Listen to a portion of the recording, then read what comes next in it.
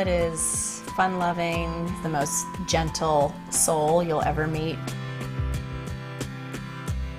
Gwyneth is a little different than Charlotte. Spitfire, funny, likes to tease. Oh, get it, get it. I grew up, as a young girl, and all I ever wanted to do was be a mom. And to think that that could be taken away from me with both of my children is devastating. Charlotte was a normal developing kid, meeting her milestones early. I mean, she walked before the age of 1. She was a fast little soccer player, a great swimmer. Get up, baby. Right around 2.5, there were things that she couldn't do that some of her peers were doing.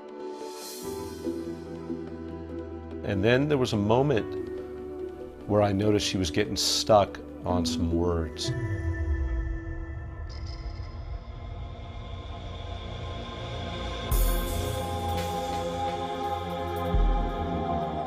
We were also told that there was a 25% chance that our younger daughter, Gwyneth, would also have it. And so she was tested, and a week later, she also was diagnosed with the same disease. It's awful. Most children don't live beyond the age of 12. It starts with the fine and gross motor. Children lose their eyesight and become blind. Then they can't talk or walk. And they're basically bedridden. They're given a G-tube because they can't feed themselves because they lose ability to eat. And then they die. You're looking at your very healthy, vibrant children who are loving life right now, who could potentially lose all of that joy in, a very short time.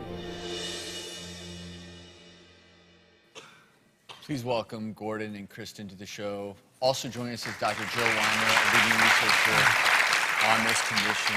And first of all, thanks for being here. Two beautiful girls. I know that was from a number of months ago. How are the girls today? Gwen is still asymptomatic, so she's not showing any signs, thankfully at this point. But Charlotte, since that video, is progressed quite a bit. She's gone from 5-word sentences down to 1, maybe 2 words. She's having a hard time walking now. Some days, are better than others, but she's definitely, that was really hard to watch, because knowing where she was just a few short months ago and where she is now it's hard. Is she smiling and Oh, yeah. still enjoying herself? Yeah, she's the light of our lives. I mean, she's a happy girl and greets everyone. Now she greeted Jill. She greets everyone with a hug and a kiss.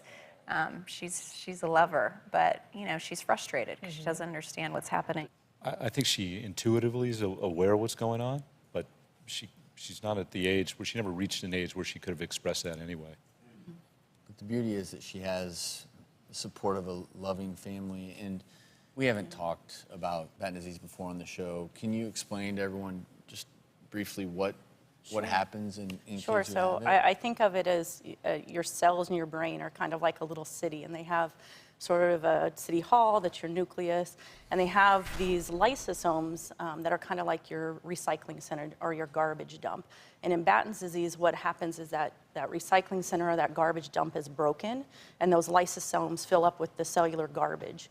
That ultimately leads to neuronal death, and you get the signs and symptoms that Kristen was talking about, the verbal cues, the blindness, the motor coordination deficits. There's probably about 13 different genes that have been associated with Batten's disease. Each of those has a different age of onset, so you can have infantile, so babies around 18 months of age that are diagnosed. The form that the gray children have is a CLN6, a variant late infantile. So their diagnosis, they started to see the signs and symptoms around the age of 2.5 to 3 years of age. It usually also varies with the age of death in these children as well. So Kristen mentioned in the video that they're expected to live until they're 13 and 14. Is 12, 13, 14 is about the average lifespan for kids with this form of the disease.